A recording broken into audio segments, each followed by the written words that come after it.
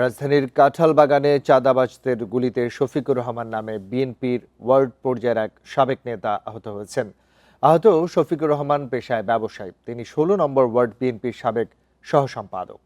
রোববার রাত 9:30টার দিকে বসুন্ধরা শপিং কমপ্লেক্সের বিপরীত পাশেই হামলা হয়।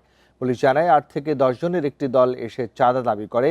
ব্যবসায়ীরা টাকা দিতে অস্বীকৃতি জানালে গুলি চালায় দুর্বৃত্তরা।